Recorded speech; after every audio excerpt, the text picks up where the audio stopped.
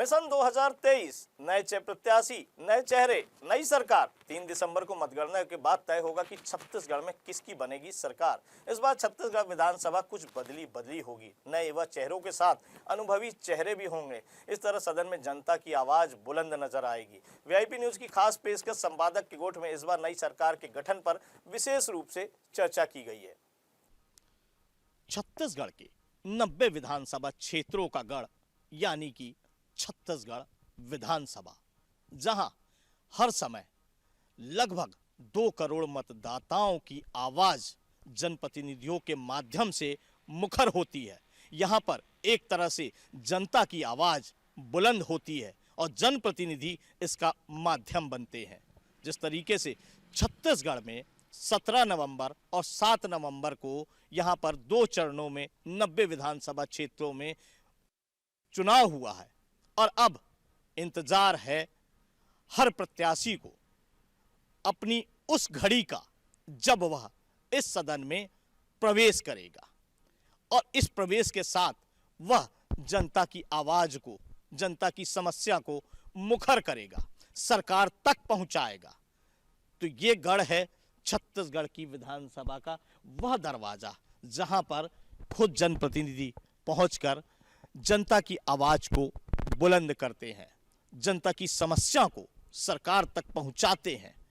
और एक तरह से छत्तीसगढ़ की जो जनता है, जिन्होंने अभी 7 और 17 नवंबर को यहां पर मतदान करके अपने मताधिकारों का प्रयोग करके अपने जनप्रतिनिधि को चुना है, चाहे वो भाजपा का हो, कांग्रेस का हो अथवा निर्दलीय, जेसीसी जे से लेकर बसपा, सभी पार्टियों के प्रत्याशी यहां पर अपनी जनता की आवाज पहुंचाते हैं।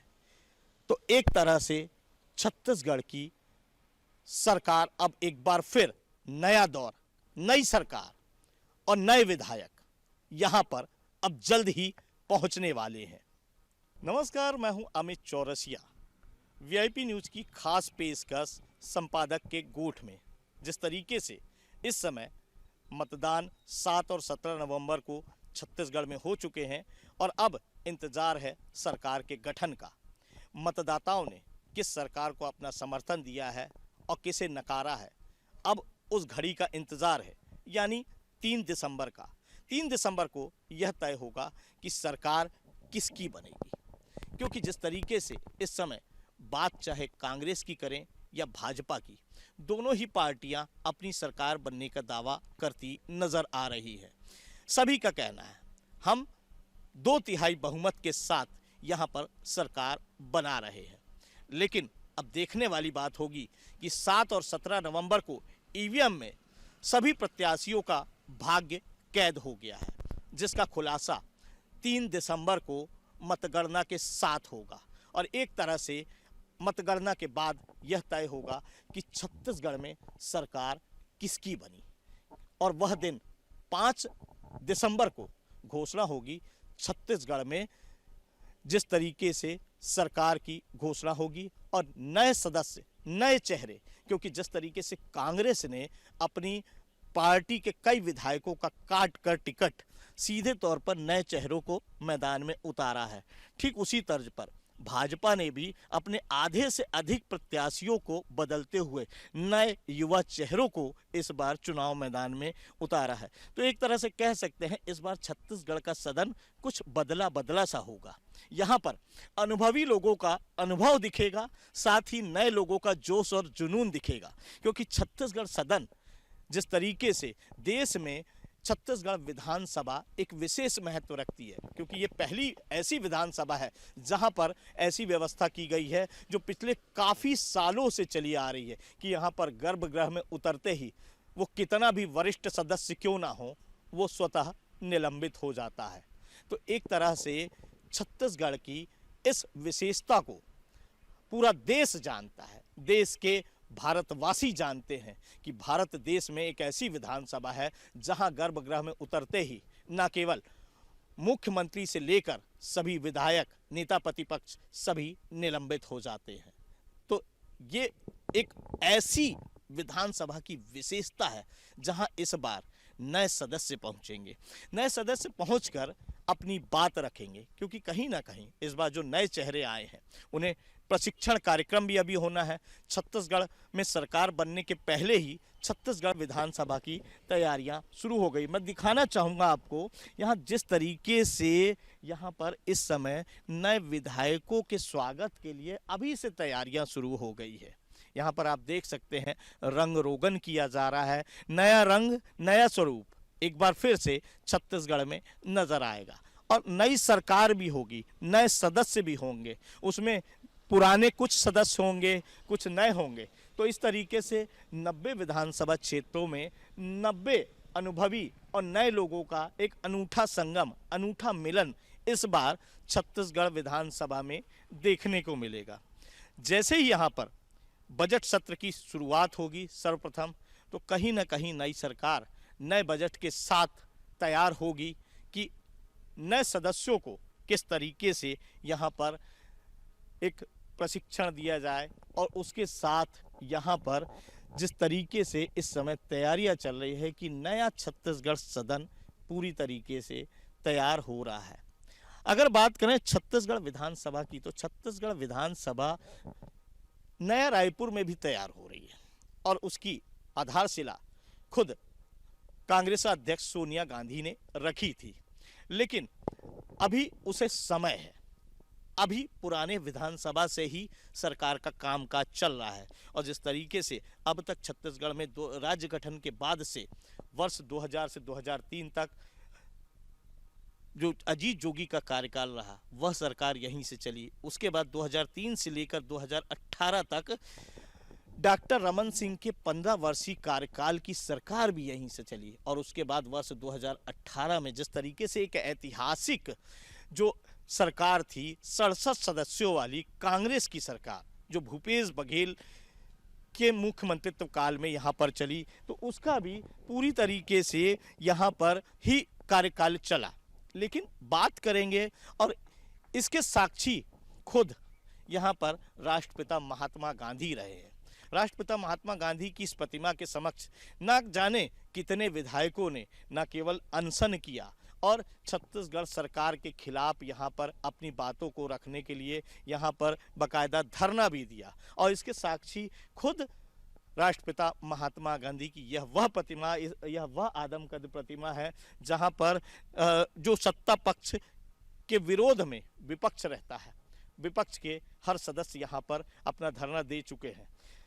अगर बात करें डॉक्टर रमन सिंह के 15 वर्षीय कार्यकाल में यहाँ पर विपक्ष में बैठी कांग्रेस ने भी कई बार पूरी तरीके से धरना दिया, अपनी बातों को रखा।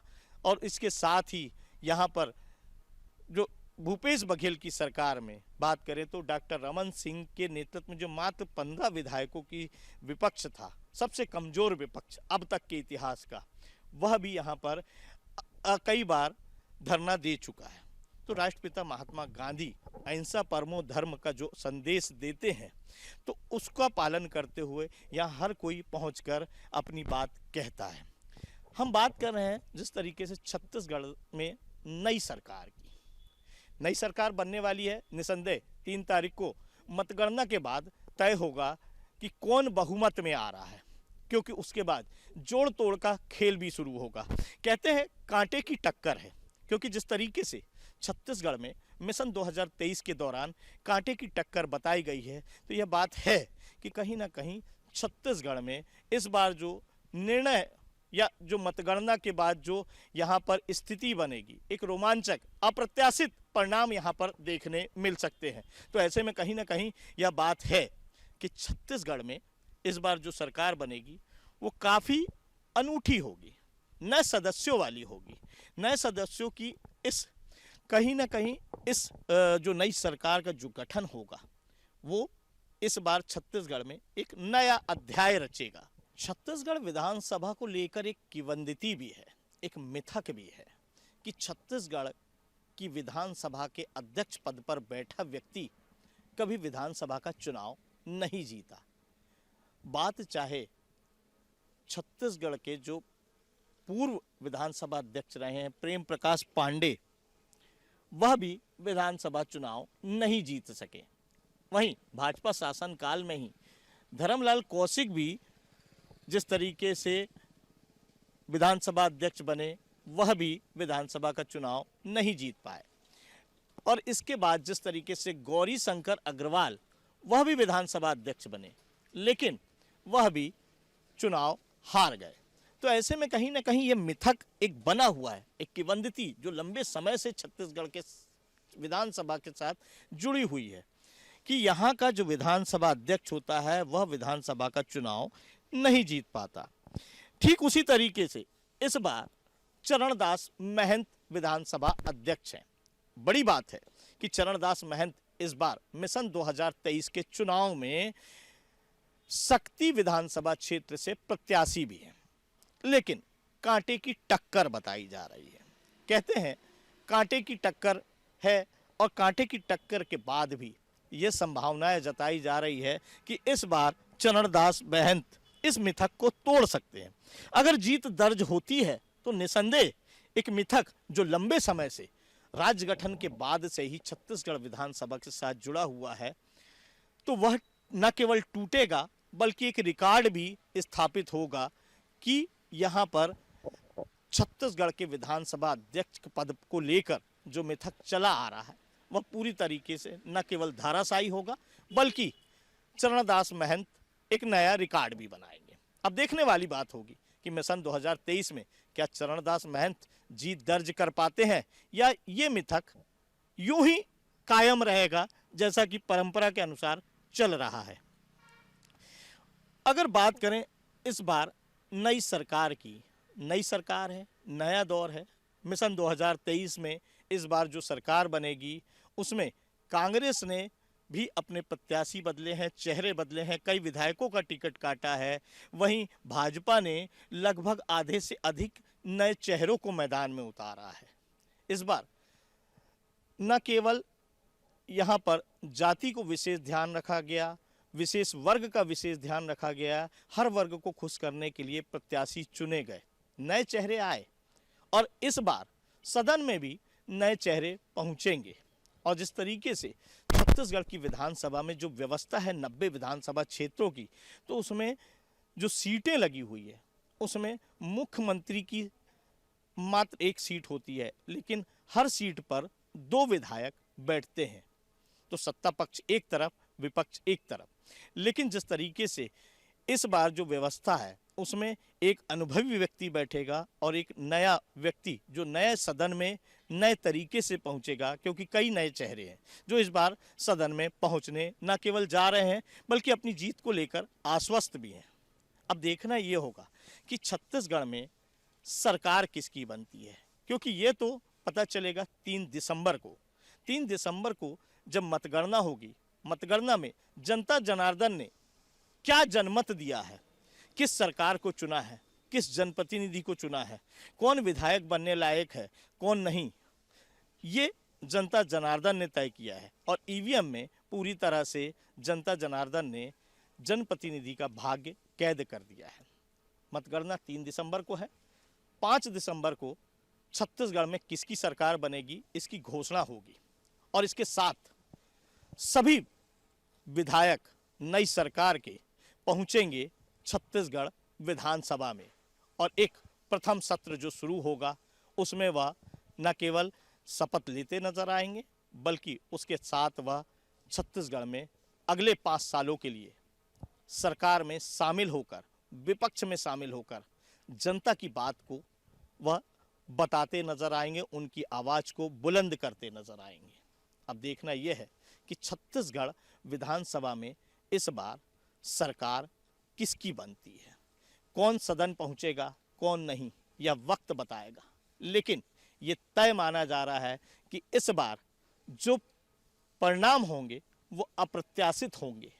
कहीं ना कहीं इस बार नए चेहरों की जो भीड़ यहाँ नजर आएगी, नए सदन में नए विधायकों की जो भीड़ नजर आएगी, उन्हें अभी बहुत कुछ सीखना है। उन्हें सिखाने के लिए पुराने चेहरे भी हैं। कई ऐसे चेहरे हैं जिनका मैं उल्लेख करना चाहूँगा। ब्रजमोहन अग्रवाल इस बार 8वीं बार चुनाव मैदान में है, 7 बार के वह विधायक रह चुके हैं।